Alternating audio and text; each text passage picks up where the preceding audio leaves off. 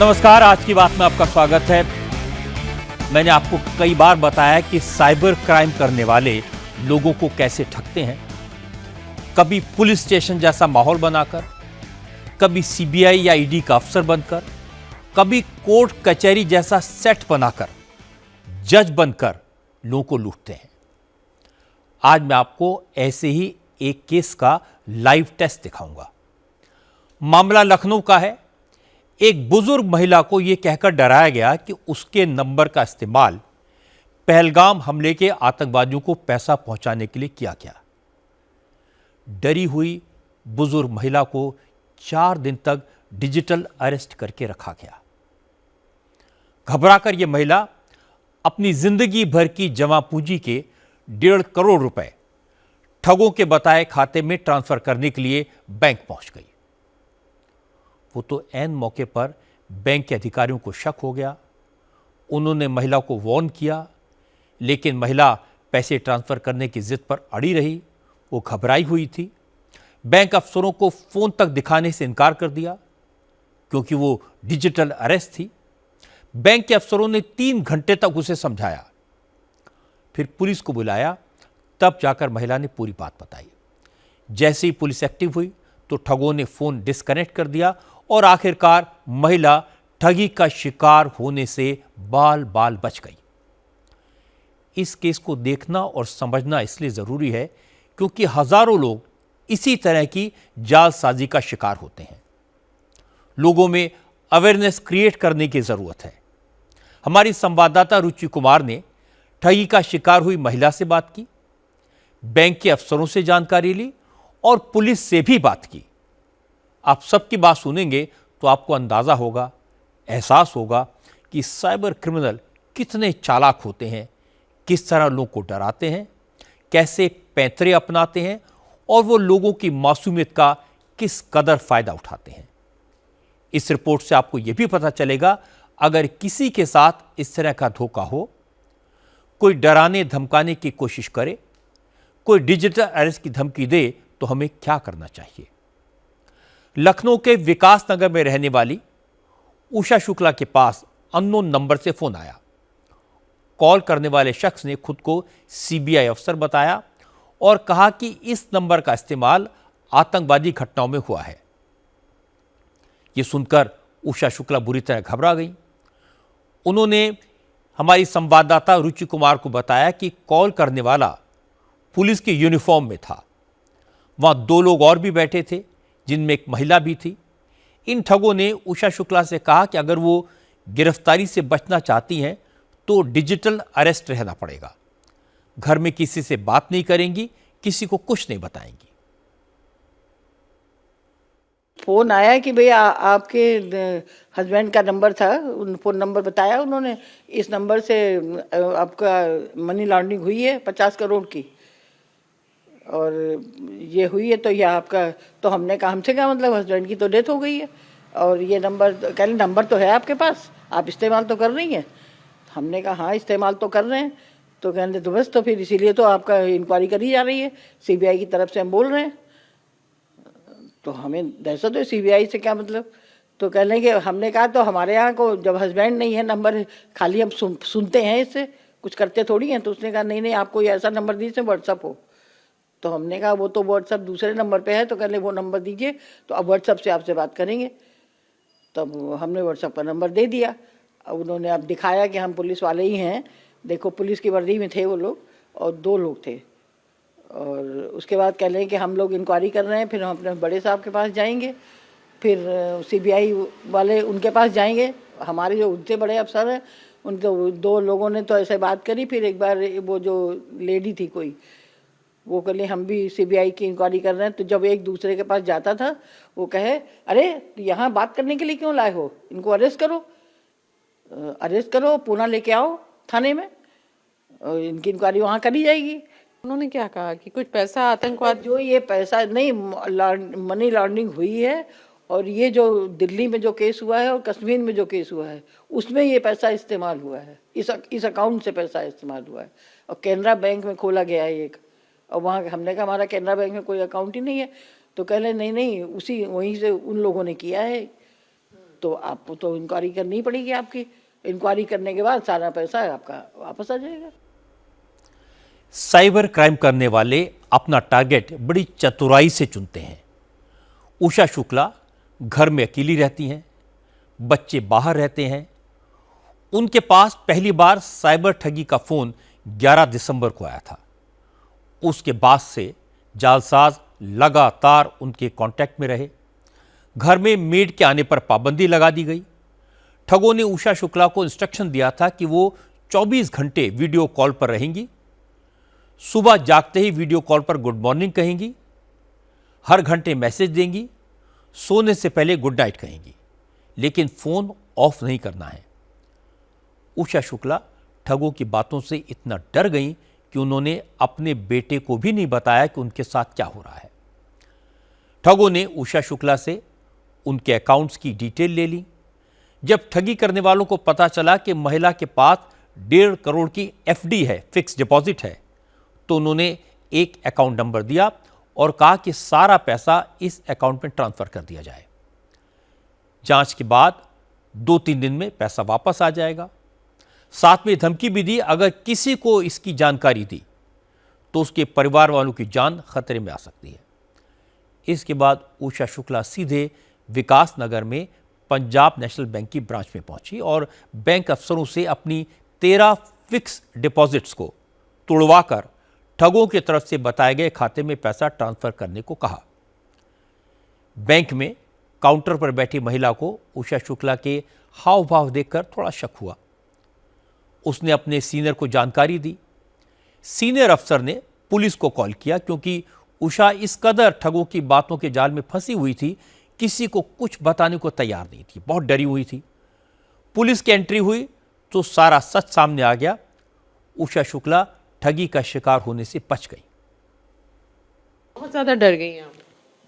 अरे रोज अबे में दहशत तो थी कि वे किसी को बताएंगे और किसी के हाथ में फोन ना जाने पाए।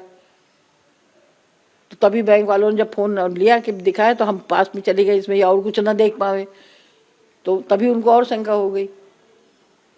जैसे बैंक में आप जब अपनी 13 एफडी तुड़वाने पहुंची तो वो जो वहाँ पे मैडम थी उन्होंने आपको कहा, तो आपको मतलब ये नहीं लगा कि हाँ ये मेरी मदद करी, तब आपको डर लगा? हमें डरने वाले की तो हमें तो वो लोग कह रहा कि नहीं 2-3 दिन बाद पैसा वापस आ जाएगा। तो हम तो यही सोच के गए थे कि भाई ये इंक्वायरी कर लेंगे, उसके बाद वापस आ जाएगा पैसा।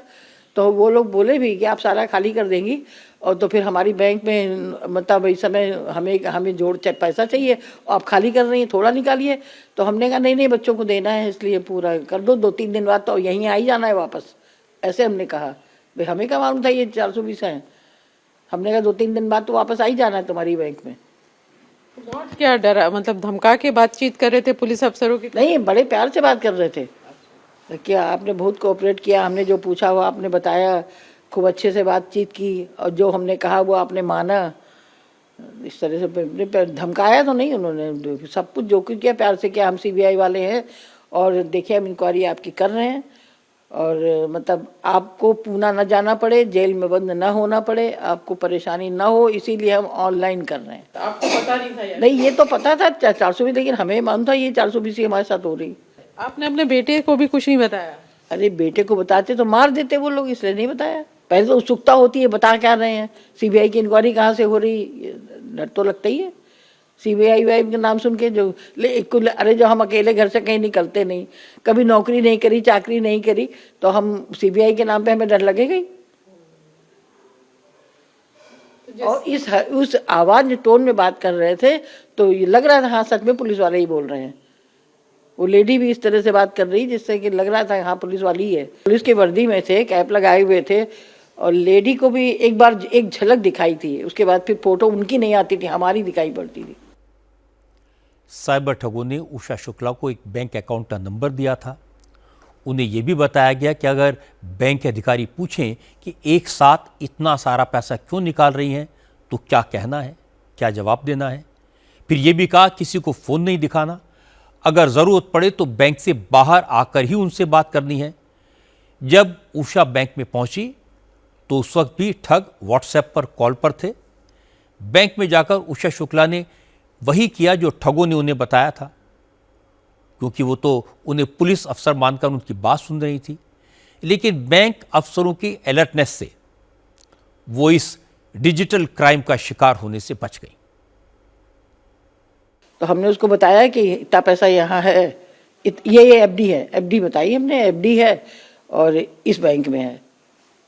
तो सब हमने लिखवा दिया था। तो उसने कहा था आज आप पीएनबी जाइए, वहाँ से एक बैंक का काम करिए, एक कोई एड्रेस दिया था कि भाई इसमें पता नहीं कौन सा फॉर्म था, उसमें भर के आप भेज दीजिए। तो हमने कहा तो फिर तो भेज के क्या होगा, कहने इंक्वायरी करने के बाद सारा पैसा आपके ट्रांसफ़र हो जाएगा आपके नाम फिर से 2-3 दिन बाद। तो हम बैंक इसीलिए गए थे कि भाई इतना तोड़ दो। तो उन्होंने कहा सारा इकट्ठा क्यों तुड़वा रही हैं?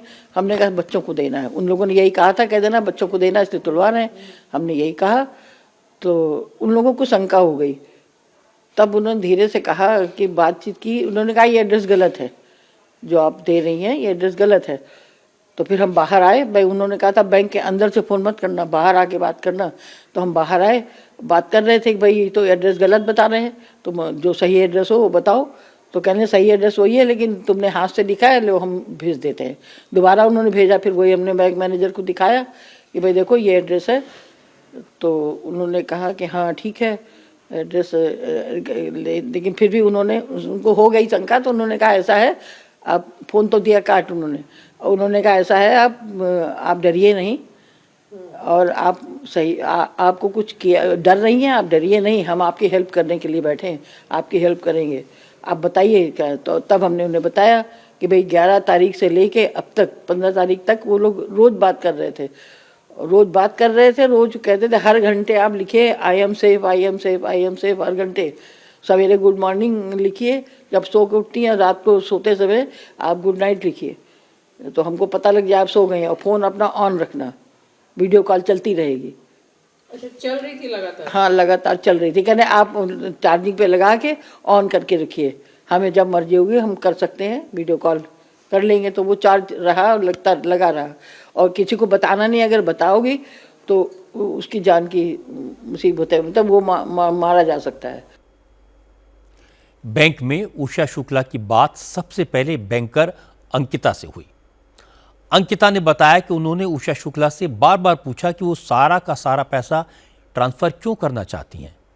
अंकिता ने बताया उन्होंने उषा को समझाया, लेकिन उषा जी कुछ भी बताने को तैयार नहीं थी। इससे उन्हें लगा ज़रूर कोई गड़बड़ है। तब उन्होंने ब्रांच मैनेजर को इसकी जानकारी दी। क्या हुआ, महिला ने आके क्या कहा? मैम वो जैसे ही मेरे पास आई, उनका बंच ऑफ एफडी था पूरा, 1-2 नहीं कई एफडीज थी। तो उन्होंने डायरेक्ट मुझसे यही बोला कि मैम मुझे ये एफडी तोड़वानी है। तो उनका जो टोन था, जो हाव भाव था, उससे थोड़ा सा मेरे को लगा। फिर हमने उनसे पूछा कि आपको क्या ज़रूरत है, इतने फंड की अचानक से क्या ज़रूरत पड़ गई। तो वो जो भी रिप्लाई कर रही थी वो सेटिस्फैक्ट्री नहीं लगा मुझे। फिर मैंने अपने बीएम के पास उनको भेजा कि सर इनको थोड़ा सा देखिए। मेरे दिमाग में ये आया शायद ये डिजिटली अरेस्ट हैं, अब डायरेक्ट तो उनसे नहीं पूछ सकते, ना कह सकते हैं। तो हमने उनसे बोला कि उनको बिठाइए, थोड़ा पानी वानी पिला के कन्विंस कीजिए। फिर वो सर के पास गई। फिर सर ने उनको 2-3 घंटे डील करने के बाद फिर बहुत मुश्किल से लगभग दोपहर के 3 बजे उन्होंने बताया कि हाँ सर मेरे साथ ये हुआ है, मेरे से ऐसे बात कर रहा है कोई फ़ोन पे, 2 दिन पहले से कॉल आ रहा है और मुझसे बोला गया आप किसी से संपर्क ना रखें, अपना दरवाज़ा बंद रखें, इवन अपने घर के मेड को भी अंदर नहीं आने की परमिशन थी, ऐसा भी बता रही थी वो। और किसी से बात करने की ज़रूरत नहीं है, बैंक में जाइए, एफडी तोड़वाइए, ब्रेक कीजिए और आरटीजीएस कर दीजिए सारा फंड। ये हुआ था। इसके बाद विकास नगर में पंजाब नेशनल बैंक के ब्रांच मैनेजर श्रवण राठौर ने डिजिटल ठगों की गिरफ्त में फंसी उषा शुक्ला से खुद बात की। 3 घंटे तक उन्हें अपने पास बिठाए रखा। फिर ये कहकर टालने की कोशिश की कि जो अकाउंट नंबर दिया गया है वो गलत है। इसके बाद उषा शुक्ला बैंक से बाहर गई। बाहर जाकर चुपके से ठगों से फिर से बात करने लगी। तो बैंक मैनेजर ने अपने एक सहयोगी को उन पर नज़र रखने को कहा। और जब बैंक वालों को भरोसा हो गया कि वो इस वक्त डिजिटल अरेस्ट के नाम पर ठगों के जाल में फंसी हुई हैं, तो बैंक मैनेजर ने पुलिस को बुला लिया। तो वो वेल कॉन्फिडेंट महिला लग रही थी और साउंड माइंड था उनका, कोई ऐसा हाव भाव नहीं उनके दिख रहे थे कि जो है कोई ऐसा है उनका। मैंने उनको बोला कि आपका ये अकाउंट नंबर गलत है, इसमें आप जो है मुझे व्हाट्सएप के द्वारा या तो चेकबुक आया होगा आपके पास या फिर मैसेज आया होगा, वो दिखा दीजिए मोबाइल में। उन्होंने मना कर दिया दिखाने से फ़ोन एकदम से कि हम फ़ोन आपको नहीं दिखाएंगे। वो कह के बाहर चली गई। फिर वो रिजिड थी अपनी बात पे कि हमारा जो खाता है ये सही है। उसके बाद मैंने फिर वही किया कि नहीं, आपका खाता नंबर गलत है, मेरा सिस्टम शो नहीं कर रहा है। तब मैंने कहा आप अपना फ़ोन दिखाइए। फिर मैंने उनका फ़ोन लेके वो चीज़ देखी तो वो व्हाट्सएप पे एक कॉल पड़ी हुई थी, वॉइस कॉल पड़ी हुई थी उनकी, और एक नाम भी जो जनरली नहीं होता है उस टाइप का नाम उस पर सेव था। तो फिर वहाँ पे एकदम कंफर्म हो गया मैं कि ये डिजिटली अरेस्ट है। फिर उनको मैंने बोला मैडम आप चिंता ना करें, और पहले तो मैंने कहा कि ये आपका इतना पैसा है, एक बड़ा अमाउंट था, तो हमने कहा कि आपका इतना पैसा है, अगर ये 5 मिनट में चला जाए तो आपके पास क्या बचेगा। तो उन्होंने बोला कि नहीं फिर तो कुछ नहीं है। हमने कहा आपका पैसा जा रहा है, आप डिजिटली अरेस्ट हैं और आपका माइंड वॉश कर दिया गया है, आप जहाँ बैठी हैं यहाँ बिल्कुल सेफ़ हैं, आपको कोई दिक्कत नहीं होगी। मैं आपको जो है अभी पुलिस में बात करके और जो भी सुरक्षा होगी वो भी मुहैया कराई जाएगी प्रॉपर। अपने अधिकारियों से बात करके मैंने जेडएम सर हैं यहाँ तक भी बात की गई, अपने अधिकारियों को सूचित किया। आपने पुलिस को बुलाया? पुलिस को बुलाया। डिजिटल अरेस्ट के नाम पर फ्रॉड करने वाले भोले भाले लोगों से 3000 करोड़ रुपए लूट चुके हैं। पिछले दिनों जब ये फिगर सुप्रीम कोर्ट के सामने आई तो chief justice of India justice Suryakant भी चौंक गए। उन्हें जरा भी अंदाजा नहीं था कि फ्रॉड का अमाउंट इतना बड़ा हो सकता है। डिजिटल अरेस्ट का स्केल कितना भयानक है, इसका अंदाजा इस बात से लगाया जा सकता है कि इस साल की शुरुआत के 2 महीने में डिजिटल अरेस्ट के 17,718 केसेस दर्ज किए गए। डिजिटल अरेस्ट के शिकार ज्यादातर बुजुर्ग होते हैं, जिन्हें डराकर उनके बैंक से पैसा ट्रांसफर करा लिया जाता है। जालसाजी करने वाले कभी नकली पुलिस स्टेशन दिखाते हैं तो कभी फर्जी कोर्ट दिखाकर लोगों को जेल का डर दिखाते हैं। ये बेईमान लोग फोर्ज डॉक्यूमेंट्स का इस्तेमाल भी करते हैं। ज्यादातर केसेस में ये क्रिमिनल बाहर के मुल्कों से ऑपरेट करते हैं, इसलिए एक बार पैसा ट्रांसफर हो गया तो उसे वापस लाना मुश्किल हो जाता है। इसीलिए डिजिटल अरेस्ट जैसे क्राइम से लड़ने का सबसे बड़ा हथियार है अवेयरनेस। मैं एक बार फिर आपसे कहता हूं कि डिजिटल अरेस्ट जैसी कोई चीज नहीं होती। अगर कोई इस तरह की धमकी दे तो तुरंत अपने आसपास के लोगों को या पुलिस को रिपोर्ट करें। सरकार ने साइबर क्राइम को रिपोर्ट करने के लिए एक हेल्पलाइन नंबर जारी किया है। नंबर है 1930। अगर आपके साथ इस तरह की कोई घटना होती है तो 1930 पर जरूर रिपोर्ट करें। जितनी जल्दी रिपोर्ट करेंगे अपराधियों के पकड़े जाने की संभावना उतनी ही बढ़ जाएगी। लखनऊ वाले केस में भी अगर बैंक की अफसर अलर्ट न होती, समझदारी न दिखाती तो एक और बुजुर्ग ठगी का शिकार हो जाती। अब रुक करते हैं सियासत की खबरों का। आज लोकसभा में विपक्ष के जबरदस्त हंगामे के बीच विकसित भारत जी राम जी बिल पास हो गया। कृषि मंत्री शिवराज सिंह चौहान ने विपक्ष की नारेबाजी और हंगामे के बीच सारे सवालों के जवाब दिए, लेकिन विपक्ष के नेता शिवराज सिंह की बात सुनने को तैयार नहीं थे। वेल में आकर बिल की कॉपी फाड़कर ट्रेजरी बेंचेस की तरफ फेंक रहे थे। शिवराज सिंह चौहान ने कहा कि विपक्ष के लोग बापू का नाम लेकर राजनीति कर रहे हैं, लेकिन अपनी बात कहकर जवाब न सुनना, हिंसा पर उतर आना, ये भी महात्मा गांधी का अपमान है।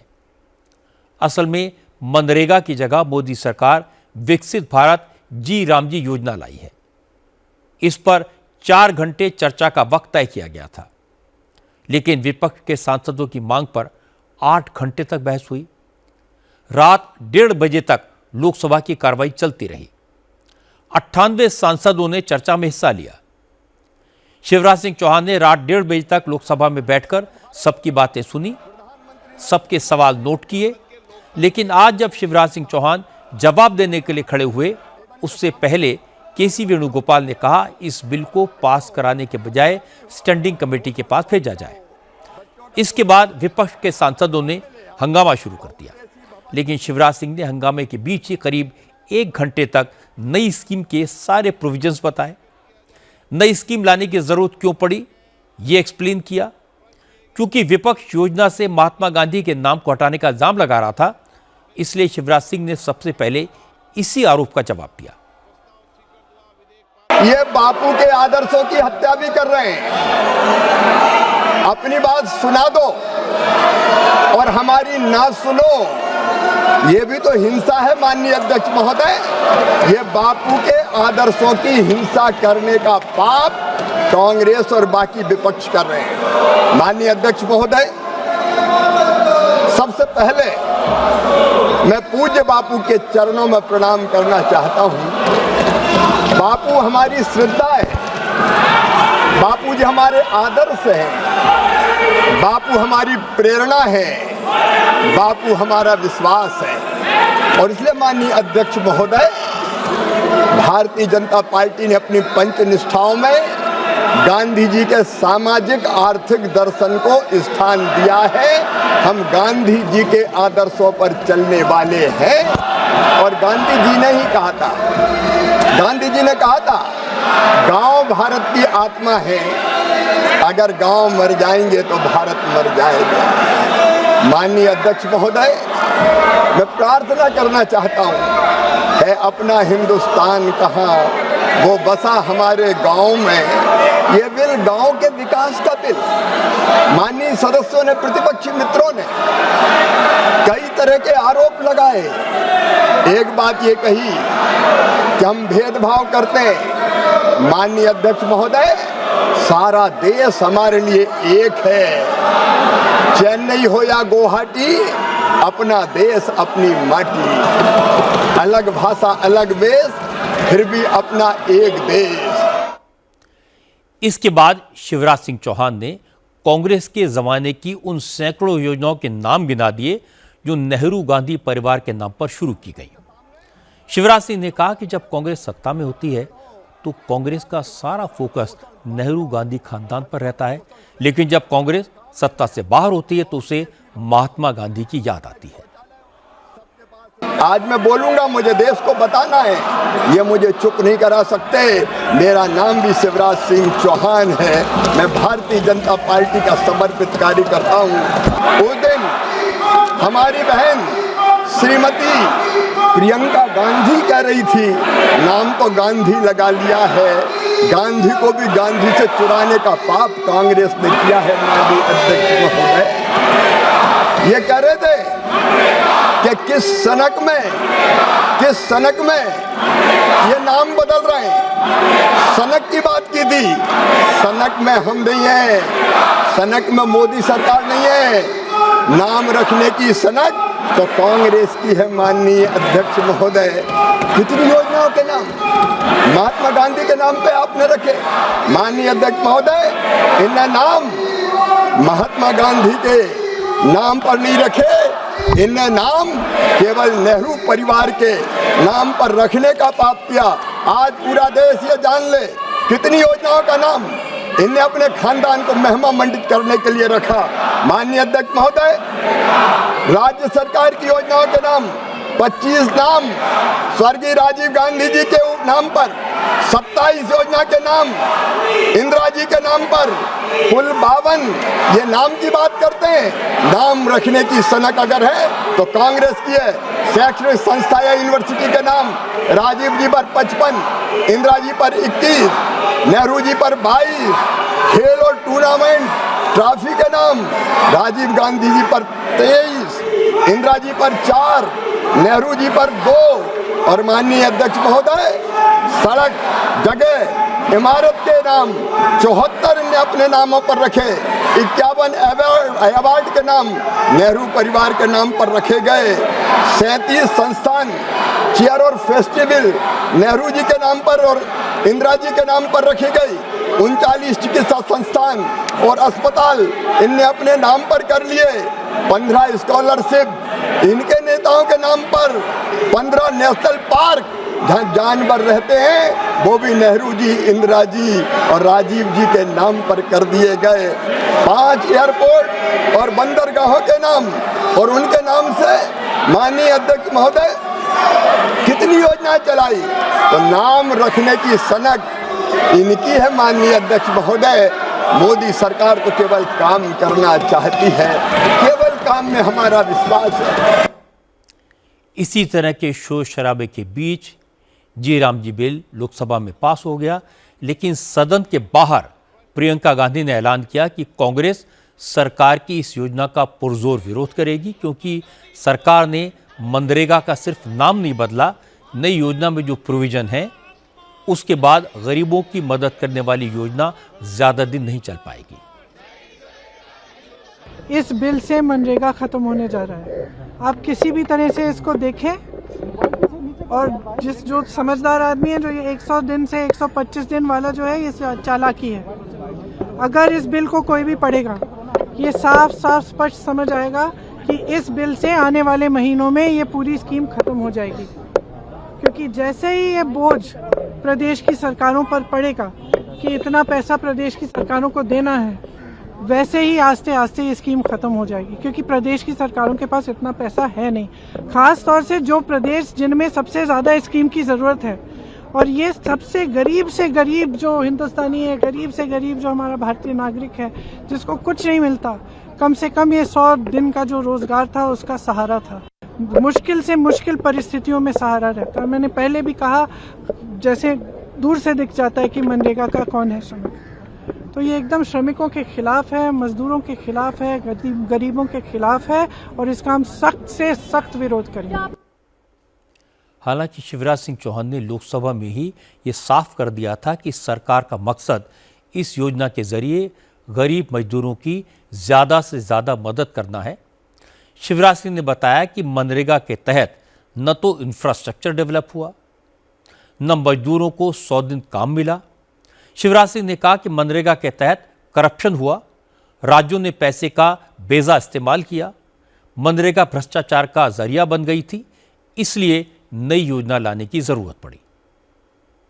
कई तरह की मनरेगा में कई तरह की कमियां थी, और माननीय अध्यक्ष महोदय, आज मैं बताना चाहता हूं कि उसके स्थान पर ये नया विधेयक क्यों हम लेके आए, ये नया कानून हम क्यों बनाना चाहते हैं। माननीय अध्यक्ष महोदय, अपेक्षाकृत राज्यों के बीच फंड्स का बंटवारा असामान्य था, सबको न्याय देना जरूरी था। माननीय अध्यक्ष महोदय, एक नहीं कई तरह की समस्याएं मनरेगा में पैदा हो रही थी। माननीय अध्यक्ष महोदय, मैं आपके सामने निवेदन करना चाहता हूं कि इस योजना में 60% पैसा मजदूरी के लिए था, 40% पैसा इसमें मटेरियल के लिए था, लेकिन केंद्र से मजदूरी का पैसा पूरा का पूरा आता है, इसलिए मजदूरी ज्यादा खींच लो और मटेरियल में खर्च ही मत करो।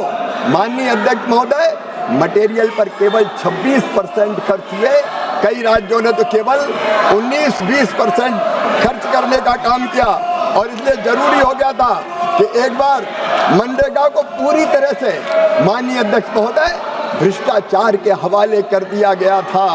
दिल पे हाथ रख के ये यूपीए वाले भी, ये इंडिया ब्लॉक वाले भी बताएं, कांग्रेस वाले भी बताएं, क्या मनरेगा में भ्रष्टाचार नहीं हुआ? क्या मनरेगा का पैसा लुटा नहीं दिया गया? क्या मनरेगा का पैसा इनकी जेबों में नहीं चला गया? क्या मनरेगा का पैसा इनके नेताओं ने नहीं लूटा? संसद में आज शिवराज सिंह का भाषण जोरदार था। हालांकि उनकी स्पीच के दौरान विपक्ष के एमपीज खड़े होकर हंगामा करते रहे, पर शिवराज विचलित नहीं हुए। उन्होंने महात्मा गांधी के बारे में अटल जी से लेकर मोदी तक सारी सोच समझा दी। कांग्रेस को मिर्ची तब लगी जब शिवराज ने यह गिनाना शुरू किया कि देश में जवाहरलाल नेहरू, इंदिरा गांधी और राजीव गांधी के नाम पर कितनी योजनाएं बनी, कितने अवार्ड स्थापित किए गए। ऐसा लगा जैसे डिबेट गलत रास्ते पर चली गई। मसला महात्मा गांधी के नाम का नहीं है, मसला तो यह है कि मनरेगा योजना में जो पैसा खर्च किया जा रहा है, क्या वाकई में उससे निर्माण कार्य हुए? और सबसे बड़ा सवाल है कि क्या कुछ लोग मनरेगा का पैसा लूटकर अपनी तिजोरियां भरने में लगे थे? अगर संसद में इस पर सार्थक बहस होती तो बेहतर होता। महात्मा गांधी के नाम पर सियासत बंगाल में भी शुरू हो गई। ममता बनर्जी ने ऐलान किया कि वो पश्चिम बंगाल में ग्रामीण रोजगार गारंटी योजना का नाम महात्मा गांधी के नाम पर रखेंगी। ममता ने कहा कि पश्चिम बंगाल के लोग भिखारी नहीं हैं, बंगाल केंद्र सरकार की दया के भरोसे नहीं है। बंगाल में गरीब मजदूरों के लिए उन्होंने कर्मश्री योजना शुरू की है। इस योजना में 75 दिन के रोजगार की गारंटी है। इसे बढ़ाकर 100 दिन किया जाएगा और कर्मश्री स्कीम का नाम बदलकर महात्मा गांधी के नाम पर रख दिया जाएगा। Now Gandhiji name is not there. I am really sorry. I am same. I am feeling same. Father of the nation, Narega program in the name of Gandhiji. Now the bill came. Gandhiji's name won't be there. I cannot blame anybody except me because I belong to this country. I am feeling same. Because we are forgetting even father of the nation. So we have started this scheme, Karmosri. This scheme's name will be changed, Mahatmaji schemes. There also we give 75 days to 100 days job. We have created so many mandates. We are not the beggars. We only want respect, nothing else. If you don't give respect to Mahatma Ji, we will give respect. We know how to give respect to Mahatma Ji. Mamata Banerjee MNREGA के issue पर बड़े जोर शोर से बोल रही हैं, लेकिन आजकल एसआईआर को लेकर थोड़ी खामोश हैं। एसआईआर के बाद बंगाल में 58 लाख से ज़्यादा वोटर्स के नाम कटे हैं। कई ऐसी बस्तियां हैं जहां ज़्यादातर बांग्लादेशी रहते हैं, वो बस्तियां खाली हो गई हैं। कल अचानक नॉर्थ 24 परगना के न्यू टाउन इलाके में झुग्गी बस्तियों में आग लगी। 250 झुग्गियां जलकर खाक हो गई। लोकल लोगों का कहना है कि जिन झुग्गियों में आग लगी उनमें ज़्यादातर खाली थीं। इनमें पहले बांग्लादेशी रहते थे जो एसआईआर के दौरान घर छोड़कर कहीं और चले गए। बीजेपी का आरोप है कि आग तृणमूल कांग्रेस के लोगों ने जानबूझकर लगवाई ताकि झुग्गियों में रहने वाले बांग्लादेशियों को भारत का नागरिक बनाया जा सके।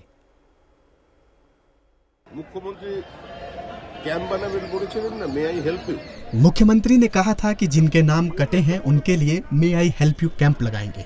ये उसी का एक स्टेप है। उस बस्ती में सब रोहिंग्या बांग्लादेशी जिहादी रहते थे, वहां आग लगा दी गई। अब कहेंगे कि कोई पेपर नहीं है, सब जलकर राख हो गया। हियरिंग के टाइम पर तृणमूल कांग्रेस पेपर बनाकर देगी। फिरहाद हाकिम बर्थ सर्टिफिकेट इश्यू करेंगे। अगर उनसे नहीं हो पाएगा तो कोई पंचायत ऐसा कर देगी और वोटर लिस्ट में उनका नाम दर्ज कराया जाएगा। हम यही बंद करवाना चाहते हैं। आग कैसे लगी, क्यों लगी, यह हादसा था या साजिश थी, इसका एसआईआर से क्या रिलेशन है, ये कहना अभी मुश्किल है। लेकिन तृणमूल कांग्रेस के नेता बीजेपी के आरोपों पर खामोश हैं। हालांकि ये बात सही है कि न्यू टाउन की जिस बस्ती में आग लगी वहाँ बड़ी संख्या में बांग्लादेशी रहते थे। कुछ दिन पहले आज की बात में मैंने आपको इस बस्ती की रिपोर्ट दिखाई थी। हमारे संवाददाता ओंकार सरकार इस बस्ती में गए थे तो ज़्यादातर घर खाली मिले। कई घरों में तो ताले तक नहीं थे, बचा कुचा सामान फैला हुआ था। ऐसा लग रहा था कि लोग जल्दबाजी में अपना घर छोड़कर भागे हैं।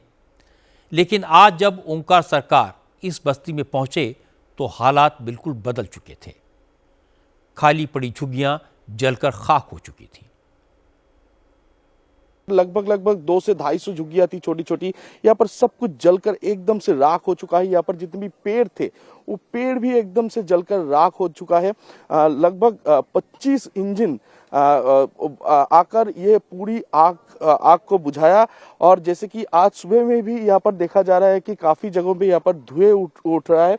तो यहाँ का स्थानीय और लोकल्स का जो कहना है कि इस जगह पे जितने भी झुग्गियां थी उससे ज्यादा झुग्गियां यहाँ पर खाली पड़ी हुई थी, यहाँ पर ताला लगा हुआ था, क्योंकि बांग्लादेश से आए हुए काफी सारे परिवार इस झुग्गी पे रहते थे। इंडिया टीवी इससे पहले भी इस जगह पे पहुंची थी, तब भी देखा गया था कि इस झुग्गी में ताले लगे हुए हैं। तो ये जितने भी लोग थे वो बांग्लादेश वापस चले गए हैं और ज्यादा से ज्यादा झुग्गियां ताला बंद हालत में था। जिस इलाके में आग लगी उसमें 6 पोलिंग बूथ हैं। एसआईआर के दौरान धुनी गांव में 850 लोग एब्सेंटी, शिफ्टेड, डेड यानी ASD लिस्ट में डाल दिए गए। इन 850 लोगों में 650 मुसलमान हैं। इनमें भी 450 वोटर अनट्रेसेबल हैं। लोकल लोगों ने आज इस बात की तस्दीक की कि बस्ती में रहने वाले ज़्यादातर लोग बांग्लादेशी थे और SIR की वजह से वो झुग्गियाँ छोड़कर चले गए। झुग्गियाँ खाली थी, इसलिए ज़्यादा नुकसान नहीं हुआ। यहाँ जितनी जमीन दिख रही है वो स्थानीय लोगों की है, लेकिन यहाँ पर बांग्लादेशी रहते थे। ये लोग कचरा उठाने का काम करते थे। SIR की वजह से बांग्लादेशी यहाँ से चले गए। अभी 6 से 8 फैमिलीज यहाँ रहती हैं। आग इतनी भयंकर थी कि अगर वो लोग यहाँ होते तो क्या होता पता नहीं। लगभग 200 से 250 घर यहाँ पर थे, लेकिन ज्यादातर खाली थे। SIR जब से शुरू हुआ है तब से ये लोग यहाँ से चले गए हैं। सिर्फ कुछ परिवार यहाँ थे, बाकी घरों में ताला बंद था। सवाल कई सारे हैं। क्या वाकई में झुग्गियों में आग तृणमूल कांग्रेस के लोगों ने लगवाई? इन इलाकों में जो लोग रहते थे वो कहाँ गायब हो गए? क्या उन्हें कहीं छुपा कर रखा गया है? क्या अब उनके फर्जी कागज़ बनवाए जाएंगे? इन सवालों के जवाब मिलने के बाद ही पता चलेगा कि ये आग एक साजिश थी या सिर्फ एक हादसा। बंगाल से घुसपैठिए बांग्लादेश भाग रहे हैं, लेकिन बांग्लादेश में हालात कैसे हैं ये भी मैं आपको दिखा देता हूँ। बांग्लादेश में कट्टरपंथी जमात के लोग भारत के खिलाफ माहौल बनाने की कोशिश कर रहे हैं। आज बांग्लादेश में एक बार फिर कट्टरपंथियों ने एंटी इंडिया प्रोटेस्ट किया। भारत के डिप्लोमेटिक मिशन पर हमला करने की कोशिश की। क्योंकि कल भी विदेश मंत्रालय ने बांग्लादेश के हाई कमिश्नर को तलब करके ढाका में भारतीय दूतावास पर हमले की कोशिश पर नाराजगी जताई थी। भारतीय अधिकारियों की सुरक्षा के पुख्ता इंतजाम करने को कहा था। इसका असर दिखाई दिया। आज भारतीय दूतावास और दूसरे डिप्लोमेटिक मिशंस के आसपास पुलिस फोर्स तैनात थी।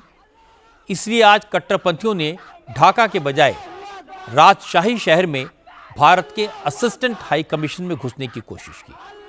हालांकि यहां भी भारी तादाद में पुलिस और पैरामिलिट्री के जवान तैनात थे, लेकिन दोपहर में अचानक हजारों लोगों की भीड़ सड़क पर आ गई और एंटी इंडिया स्लोगन्स लगाते हुए भारत के असिस्टेंट हाई कमीशन की तरफ बढ़ने लगी। कट्टरपंथियों ने बैरिकेड तोड़ डाले, लेकिन पुलिस ने हल्का लाठीचार्ज करके दंगाइयों को इंडियन डिप्लोमेटिक मिशन में घुसने से रोका।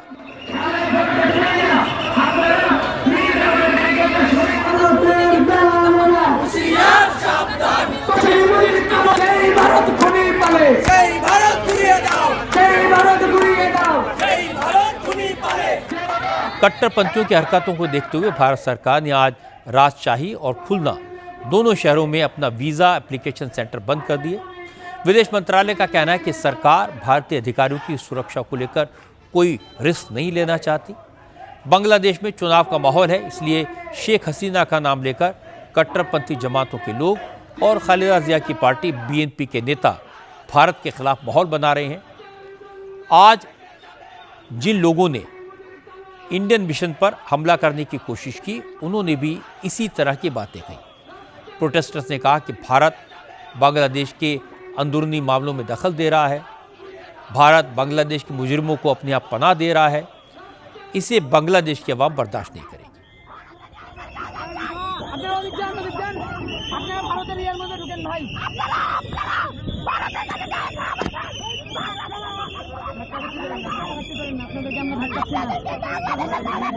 बांग्लादेश में फरवरी में चुनाव होना है। इस चुनाव में दोनों मेन लीडर शेख हसीना और खालिदा जिया मैदान में दिखाई नहीं देंगी। जमात इस्लामी जैसे कट्टरपंथी इस वैक्यूम का फायदा उठाना चाहते हैं। अपनी हैसियत बढ़ाने के लिए वो एंटी इंडिया कैंपेन का सहारा ले रहे हैं। हो सकता है कि पाकिस्तान की फौज ऐसे फ्रिंज एलिमेंट्स का इस्तेमाल कर रही हो, लेकिन बांग्लादेश के लोग जानते हैं कि भारत ने उनकी कितनी मदद की है। इसलिए ये प्रोपेगेंडा ज़्यादा दिन नहीं चलेगा और ना ही कामयाब होगा। अब बात पॉल्यूशन की, जिससे सब लोग परेशान हैं। दिल्ली की हवा आज भी जहरीली बनी रही। दिन भर AQI वेरी पुअर कैटेगरी में रहा। मौसम विभाग ने अगले 24 घंटे में पॉल्यूशन का लेवल और ज़्यादा बढ़ने की आशंका जताई है। हालांकि दिल्ली सरकार पॉल्यूशन को कंट्रोल करने की पूरी कोशिश तो कर रही है। आज से दिल्ली में सिर्फ BS6 स्टैंडर्ड वाली गाड़ियों को ही एंट्री दी जा रही है। हरियाणा और यूपी से दिल्ली में घुसने के 126 रास्ते हैं। इन सभी 126 पॉइंट्स पर पुलिस तैनात कर दी गई है। बैरिकेड्स लगाकर गाड़ियों को चेक किया जा रहा है। इसके कारण दिल्ली के बॉर्डर्स पर जबरदस्त जाम देखने को मिला। ऐसे हजारों लोगों को वापस भेजा गया जिनकी गाड़ी का इंजन BS4 या BS5 स्टैंडर्ड का था। कहाँ जा रहे थे सर? ऑफिस जा रहे थे। तो जानकारी थी आपको कि नए नियम बनाए गए हैं कुछ या नहीं थी? मेरे को तो इतनी जानकारी नहीं थी।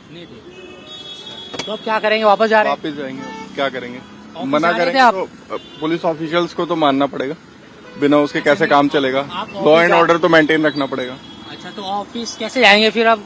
फिर अब बाय मेट्रो जाएंगे। आपको पता है नए नियम? हाँ, सारे नियम पता है सारे, और उस हिसाब से मैं BS6 के अलावा चंडीगढ़ की गाड़ी इसलिए आपको हाँ। रोका गया तो मैं इसलिए देख के ही सारे डॉक्यूमेंट अपने पूरे करके पोल्यूशन वगैरह और सारे मैंने चेक कर लिए थे, गाइडलाइंस उसके अकॉर्डिंग ही को जाने दिया जा रहा है। हाँ, ये BS4 है, पर इसमें पोल्यूशन चेक है, हमने पेपर दिखा दिए इनको, बिल्कुल परफेक्ट है, बट तो अभी भी रोक है। तो वापस जा रहे हैं? हाँ, वापस जाना पड़ेगा, क्योंकि अब जो गवर्नमेंट बोलती है ठीक है, हमारे लिए सहयोग कर रहे हैं आप सरकार? बिल्कुल, बस वही करना ही, और क्या कर सकते हैं। आज से दिल्ली में उन गाड़ियों को फ्यूल मिलना भी बंद हो गया जिनके पास वैलिड पॉल्यूशन सर्टिफिकेट नहीं है। आज शाम तक पुलिस ने 2743 ऐसी गाड़ियों का चालान किया जिनके पास पॉल्यूशन सर्टिफिकेट नहीं था। दिल्ली के एनवायरनमेंट मिनिस्टर मनजिंदर सिंह सिरसा आज दिन भर दिल्ली में घूमते रहे। दिल्ली के एंट्री पॉइंट्स पर जाकर लोगों को सरकार की मजबूरी समझाते रहे। सिरसा ने पेट्रोल पंप पर जाकर देखा कि नियमों का पालन हो रहा है या नहीं। सिरसा ने कहा कि सरकार का इरादा लोगों को परेशान करने का बिल्कुल नहीं है, लेकिन पॉल्यूशन की गंभीर स्थिति को देखते हुए मजबूरी में इस तरह के कदम उठाने पड़े। देखिए, ये तो इमरजेंसी फैसले हैं ना, ये तो परमानेंट फैसले नहीं हो सकते। पब्लिक के साथ आप परमानेंटली इस तरह से डील नहीं कर सकते। ये तो जब आपको ऐसी सिचुएशन लगती है कि अब हल कोई नहीं बचा, वरना आप कैसे दिल्ली के लोगों के लिए तय कर सकते हैं कि आपकी गाड़ियां बंद करेंगे, तेल नहीं देंगे। ये बड़ा आपको लगता है कहना बड़ा आसान है, लेकिन बड़ा एक्सट्रीम स्टेप होता है। ये एक्सट्रीम स्टेप के लिए हमारी पब्लिक अभी तक भी तैयार नहीं है। आज भी जब हम बातें कर रहे हैं तो 100% लोग इसको मानने को अभी भी तैयार नहीं है। मैं गुड़गांव बॉर्डर से आ रहा हूँ अभी। मैंने गुड़गांव में एंट्री करते पहला पेट्रोल पंप है जो, उसके पे मैंने जहाँ देखा वहाँ पे लोग इस बात पे लड़ाई झगड़ा करने पे उतारू हुए पड़े थे। अभी उनको समझाया कि भाई ये तो PUCC आप ही के लिए है, इसका सरकार को आपकी गाड़ी आपका पोल्यूशन फेंकेगी तो आप ही को भी तो नुकसान होगा, आपके बच्चों को भी तो होगा। ये एक बड़ा चैलेंजिंग होता है। और कोई भी ऐसे मेजर्स जो होते हैं, स्ट्रिक्ट मेजर्स नॉर्म्स होते हैं, वो आप 24/7 नहीं लागू कर सकते। उसको तो आपको कहीं ना कहीं 2-4 दिन के लिए ही कर सकते हैं। आज कई महीनों के बाद अरविंद केजरीवाल भी सामने आए। केजरीवाल ने कहा कि अब तो पराली नहीं जल रही है, अब तो दूसरे राज्यों को दिल्ली के पॉल्यूशन के लिए जिम्मेदार नहीं ठहराया जा सकता। केजरीवाल ने कहा कि बीजेपी के नेता सिर्फ बड़ी बड़ी बातें करते हैं।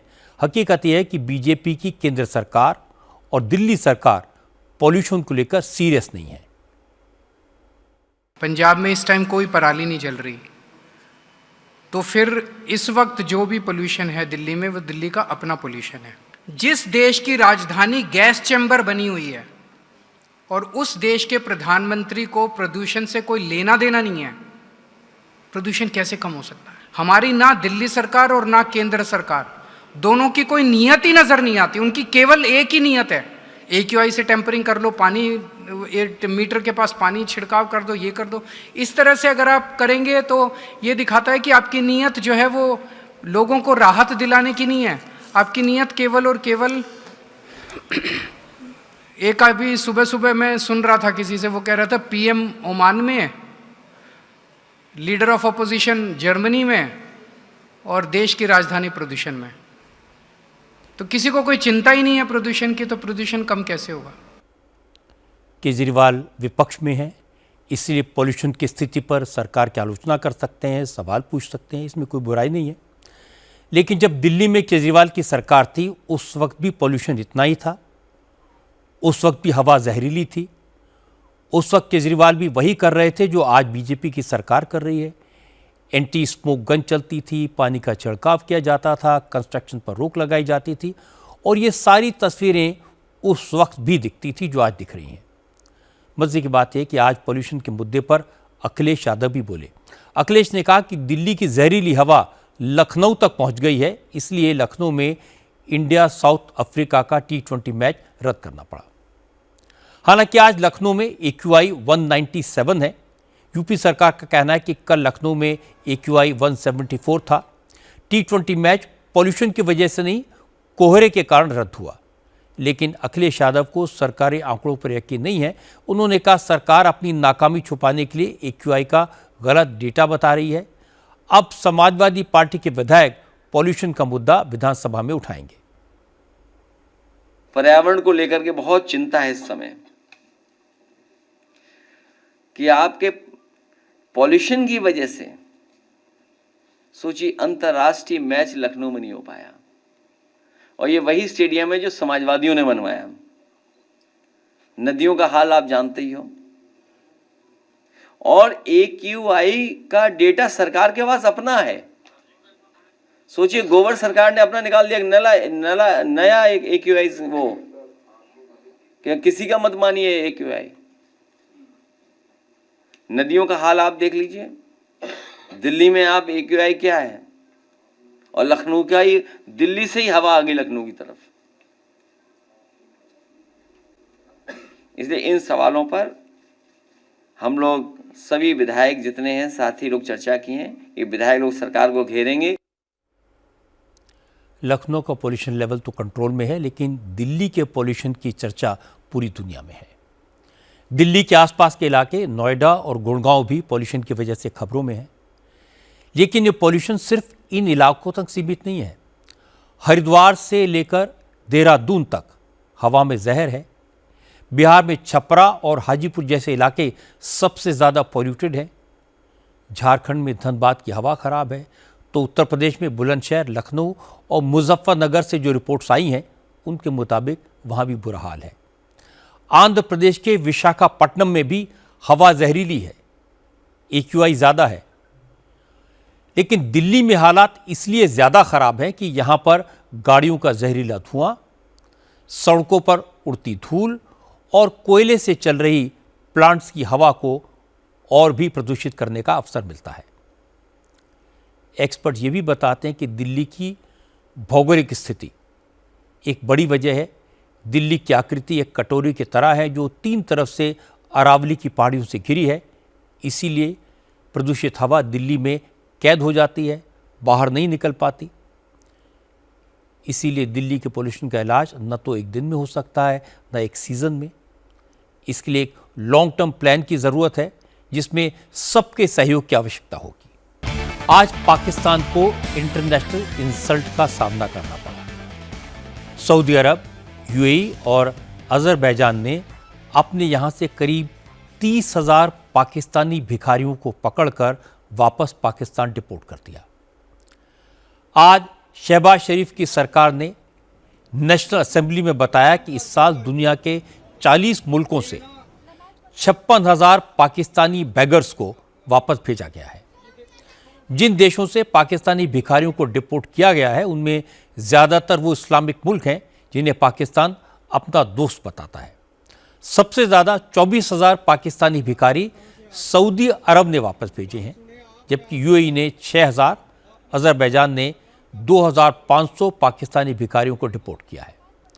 इसके अलावा कतर, बहरीन, ओमान और कुवैत ने भी बड़ी तादाद में पाकिस्तानी नागरिकों को भीख मांगते पकड़ा और उन्हें वापस पाकिस्तान भेज दिया। पाकिस्तान की सरकार ने माना कि 155 पाकिस्तानी भिखारी हर रोज़ दुनिया के अलग अलग मुल्कों से वापस पाकिस्तान भेजे जा रहे हैं। जिन भिखारियों को वापस भेजा जा रहा है उनमें ज़्यादातर उम्रा या हज के बहाने इस्लामिक मुल्कों में जाते हैं और वहाँ जाकर भीख मांगने लगते हैं। पाकिस्तान की फेडरल इन्वेस्टिगेशन एजेंसी लाहौर के डायरेक्टर मोहम्मद अली ज़िया ने कहा कि पाकिस्तान में एक ऐसा नेटवर्क काम कर रहा है जो गैर कानूनी तरीके से लोगों को विदेश भेज रहा है। इस नेटवर्क में FIA के अफसर भी शामिल हैं। एक बड़ा चैलेंज है कि हमने अपने ग्रीन पासपोर्ट की जो एक हुर्मत है उसे बरकरार रखने के लिए हम ऐसे स्टेप्स लेते हैं जहां पे हम ऐसे लोगों को बाहर जाने से डेफिनेटली रोकने की कोशिश करते हैं जो किसी भी मैलाफाइड इंटेंशन से बाहर जाना चाहते हैं, वहां जाके भीख मांगते हैं, क्राइम में इन्वॉल्व होते हैं। और मोस्ट इंपॉर्टेंटली यहाँ पे जो हमारी मिडिल ईस्टर्न कंट्रीज हैं वहां पे जाके फिर डंकी के जरिए यूरोपियन ममालिक तक जाने की कोशिश करते हैं, फिर जान से भी कई लोग हाथ धो बैठते हैं और कहीं ना कहीं हमारे जो एम्बैरसमेंट पूरी नेशन को कॉज होती है उसका सामना भी करना पड़ता है। आपको जानकर हैरानी होगी कि दुनिया में जो भिखारी पकड़े जाते हैं उनमें से 90% पाकिस्तानी नागरिक होते हैं। पाकिस्तान भिखारियों की वजह से बदनाम हुआ है और यूएई और सऊदी अरब जैसे देश अब पाकिस्तानी नागरिकों का वीज़ा कैंसिल कर रहे हैं। आखिर में एक नज़र कल की बड़ी खबरों पर। कल दिल्ली में प्रधानमंत्री नरेंद्र मोदी WHO के south east Asian office complex का उद्घाटन करेंगे। उत्तर प्रदेश विधानसभा का विंटर सेशन कल से शुरू हो जाएगा और वंदे मातरम पर चर्चा होगी। SIR के बाद तमिलनाडु और गुजरात की ड्राफ्ट वोटर लिस्ट कल जारी कर दी जाएगी। भारत और दक्षिण अफ्रीका के बीच T20 सीरीज का आखिरी मुकाबला कल अहमदाबाद में होगा। आज की बात में इतना ही। मेरे आपसे अगली मुलाकात कल रात 9 बजे होगी।